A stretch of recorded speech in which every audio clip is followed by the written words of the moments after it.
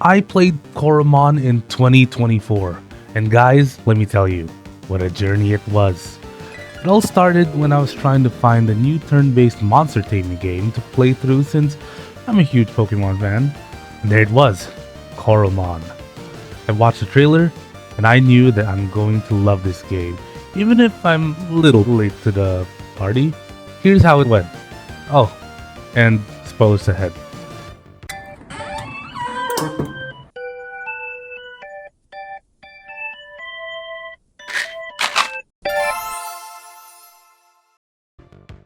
I start my journey off by having a fever dream about my new life as a battle researcher for Luxalis. That means I'm part of the company, and I can legally hoard monsters inside spinners.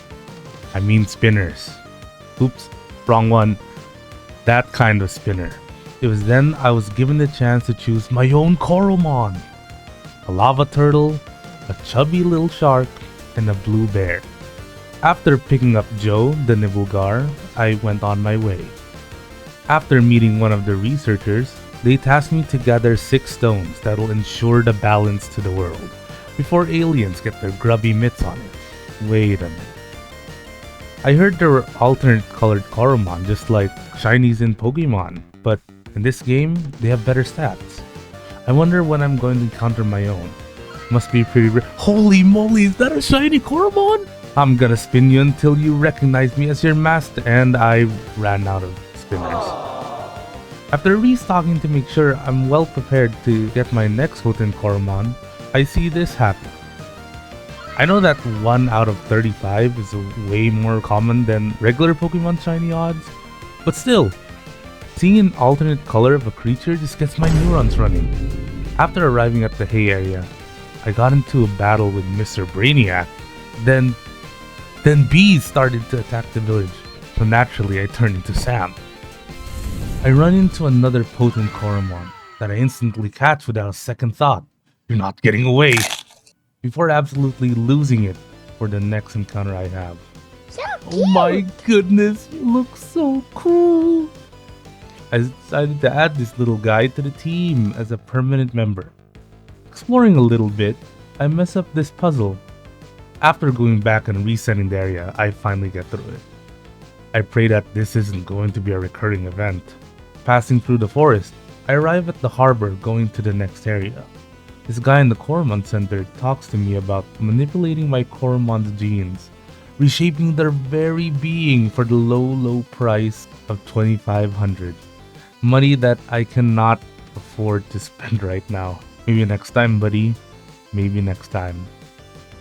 The scientist in the lab frets over his best friend and lends me a miner's helmet to come and fetch him. Time to rock and stone, I guess. I run into another potent Coromon that I instantly nab. But again, it doesn't look like Coromon that I'd want to have on my team permanently, so I don't plan on using it. Pushing through balls in the cave and getting lost as I am terrible at directions, my under-level team was starting to bite me in the butt. Speaking of butts being bitten, in this one particular battle, Bongo, being the goat that he is, protects Joe by taking out a Goss slime.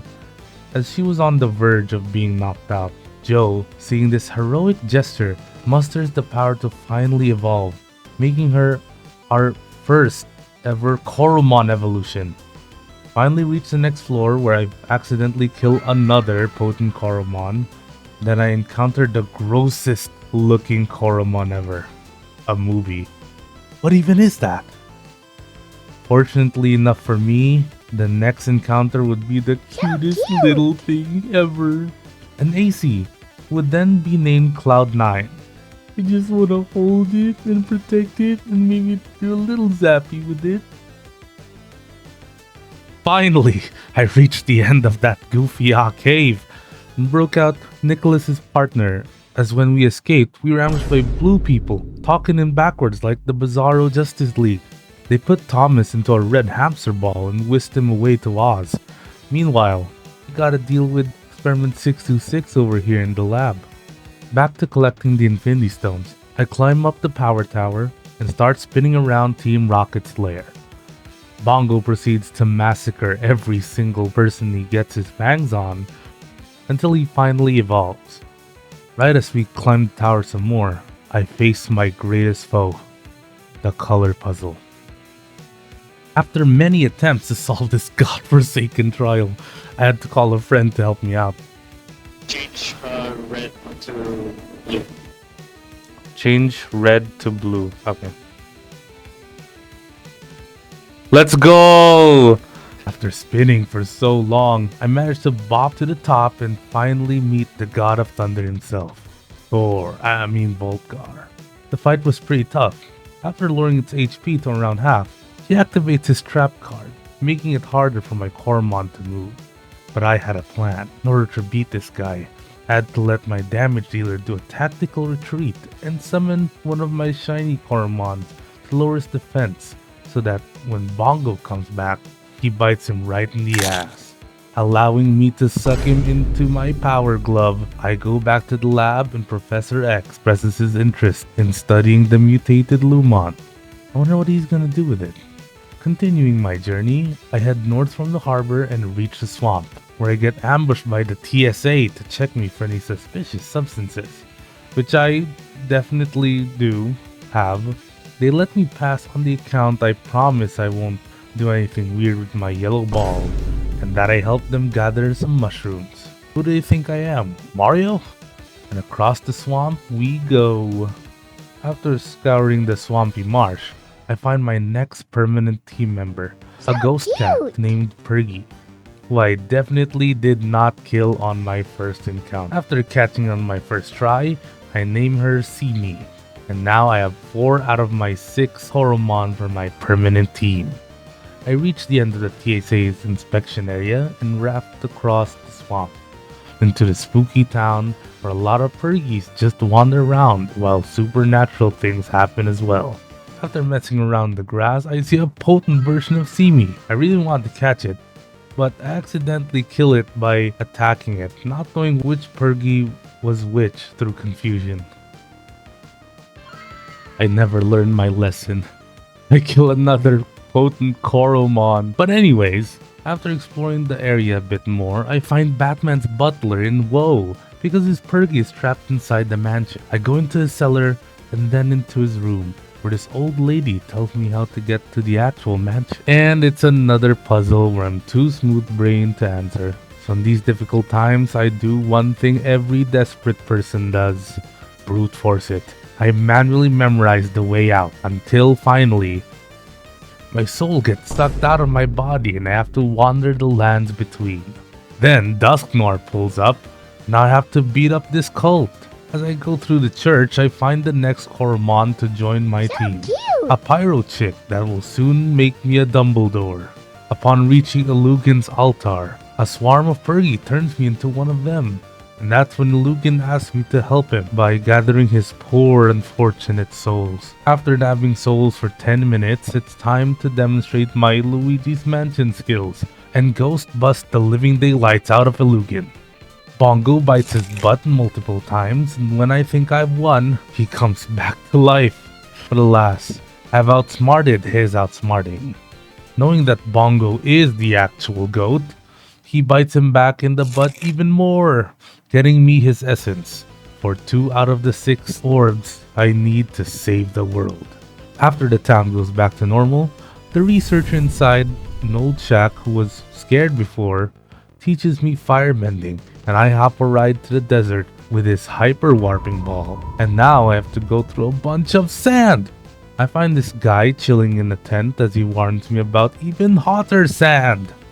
As I walk through the blazing surface indicated by this meter, I find a quite welcome surprise: a potent Serpike. Too bad I can't replace Bongo even with his boosted stats. He's just too goated. After sweltering a bit more, I reach my limit and succumb to the sweat emoji's influence and sweat to death. After trying some more, I eventually come across the mutated Lumon attacking a nearby pyramid and finally catch it, so the professor can do some research.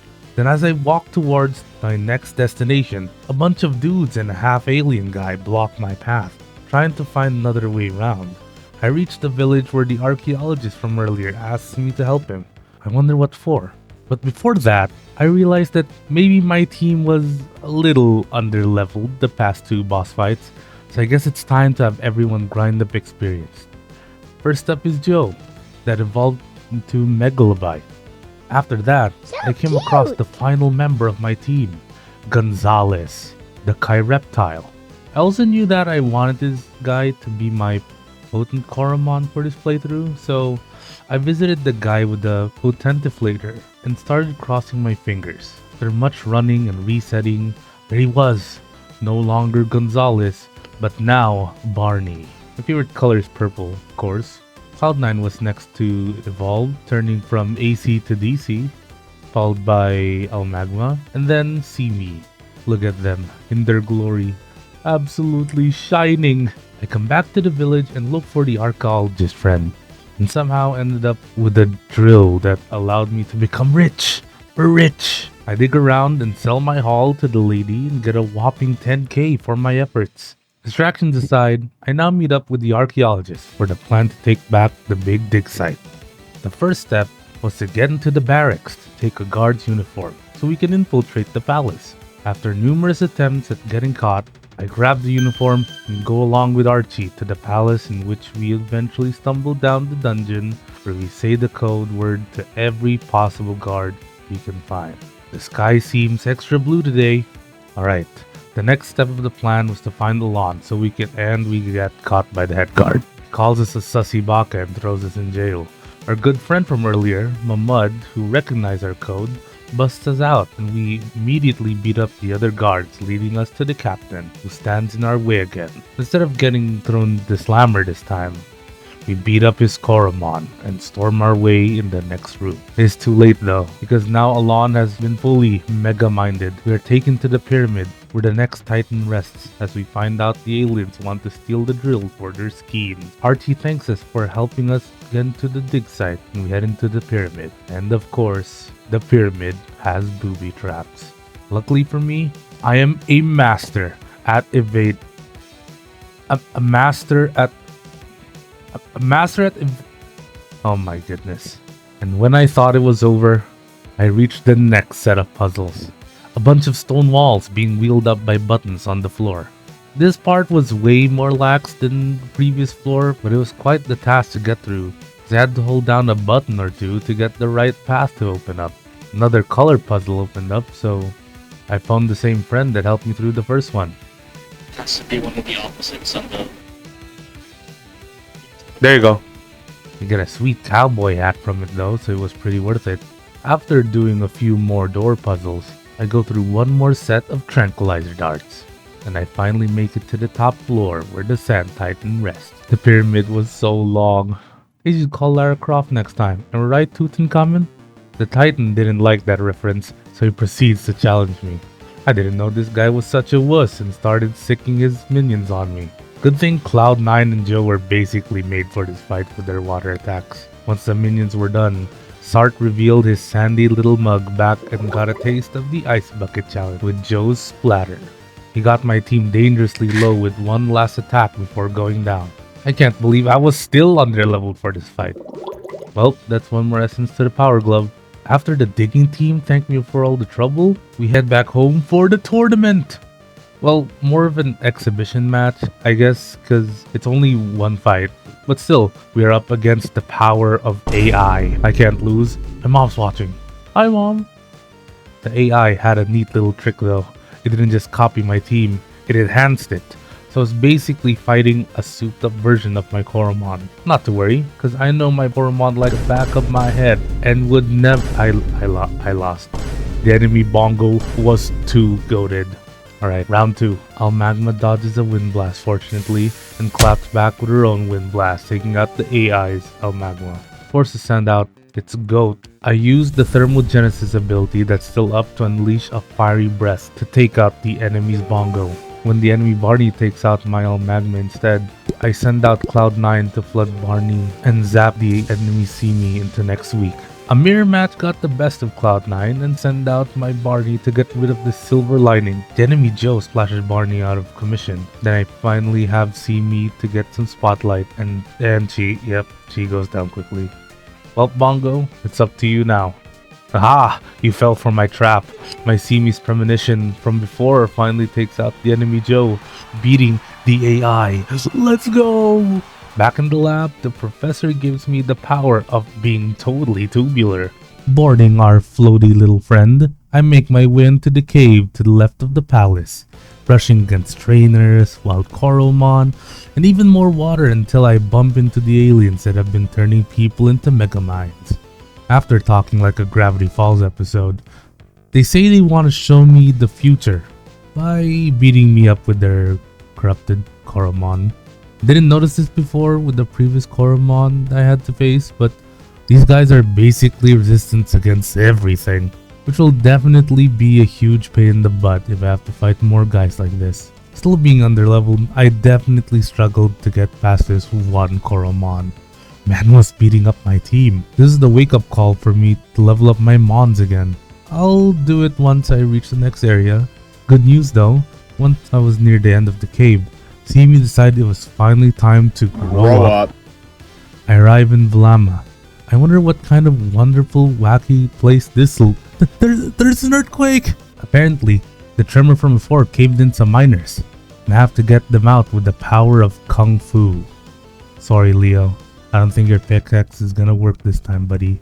I head west to look for the dojo that'll help me see what the rock is cooking. Realizing this place has a bunch of Coromon that are weak to my team, I decide, why not just grind here? So after a bit, I finally get to a decent enough level, I'd say, and oh my goodness, it's the shiny Mino from before. I'm definitely gonna catch you this time. And its HP drops as soon as I forget my team is freshly grinded, and the nightmare haunts me once more. Then, there's this lady with a perfect Pergy, who I promptly showed that maybe all you need to beat your foes is not a perfect stat Coromon, but highly overleveled Coromon instead. The statement will age like milk in a bit, you'll see.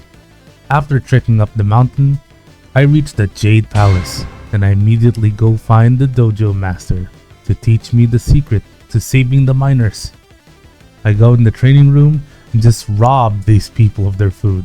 Once I see the dojo master, I ask him to teach me, so I begin to jump like my life depends on it. And I fail. As I was saying, I passed the first test on my first try. On to the next one. This guy is totally slacking off. Why are you playing games, man? People are dying. To beat the second trial, I have to beat his high score in the no internet dinosaur game, but use a slither pin to jump over rocks and swarmies. After flapping my bird for 20 seconds, I beat his high score and go even further beyond, and die after doubling his previous score. And with that, I am now eligible for the last and final trial. Painting!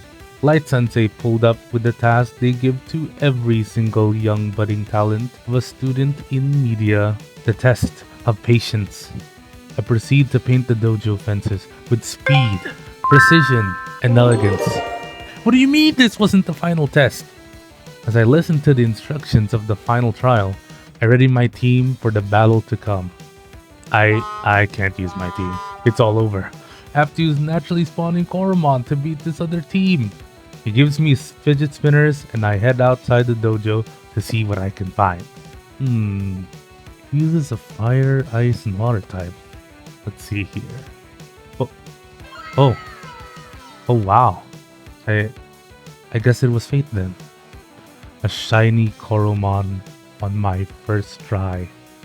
And just the Coromon I was looking for. You will be named Ellis, bringer of lightning, strong enough to split the sea.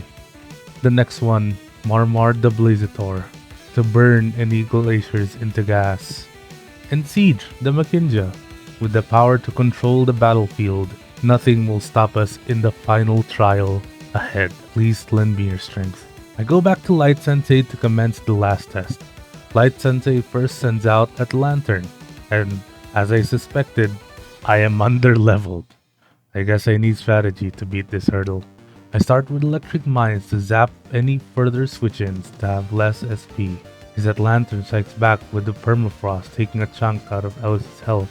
Since she's faster, I have her use multi-bolt to deal big damage, and while Atlanta is charging, That gives Ellis the chance to bring down Light Sensei's first, Coromon. Next up is Ruptius, in which Ellis whittles it down with Scary Vision. Then Ruptius retaliates with Constricting Flames to restrain Ellis with a burn. She charges up Electrify for a multi-bolt combo, but eventually goes down to a burn, as it wasn't enough to take down the second Coromon. Good thing I used Scary Vision. I bring out Siege, take down Ruptius with an Illusion Burst. He's now down to his last Coromon, Arcturus. Trading blows with it, Siege gets taken out by Arcturus' icy attacks, and finally, it's Marmar's turn.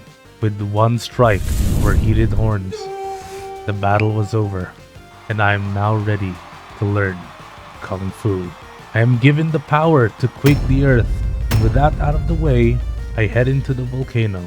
Upon entering the mines, I hop on board the minecarts littered around the place. Since this was a fiery area, Joe and Cloud9 are perfect for getting the enemies wet. There's this one battle where I defeated a perfect Ruptius with Joe, and as I gloated, I celebrated too soon as I ride to my death. No! I mean, look at this! How am I supposed to know that this railway leads to nowhere? It's all trial and error at this point, folks. Meanwhile, Joe's just demolishing the fire enemies. Take this poor trainer for example. He thinks all evolution stages of the fire starter could beat one big buff shark. In the end, I reached the boss arena and prepared to absolutely overflow this sucker and turn him into Lahar. I challenge him to a fight. The boss has a pretty nice health bar. Here's the plan. Whittle down his defenses with as many stat reducing moves. I start off with Barney and use Crumble. When his HP got around 75% or so, he finally activated his special ability to increase his attacking stats and take out Barney. As his defenses have been reduced, it was now time for Joe to splatter all over this boss. But when he got into 50% HP, the boss thinks it's a good idea to drain the SP of all of my Coromon to stop me from attacking. Then he uses Tempest to blow away Joe, forcing me to switch to another Coromon. What an idiot. I send out Cloud9 to rain on his parade. I grab the boss's balls and hurry over to the next stop of my journey. I head east of Vlama village and ride up to the Pokemon Emerald cable cars to climb up to the snowy area. I happened to chance upon some luck though, because I ran to a pink shiny Coromon. Aw, it's so cute, I could die. Get in the finner, little guy. As I was hiking up the mountain, I encountered this trainer called the Cup Zero Cutie.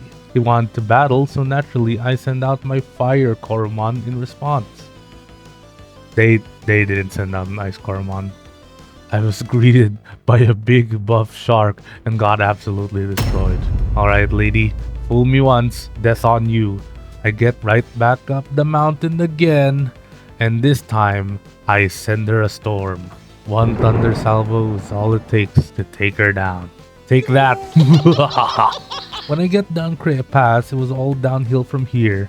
I leisurely side to the east and the ice gives out. And I freeze to death? I wake up in a cozy cottage core and realize this town... Oh, I think this is the town that I was supposed to go. Super easy.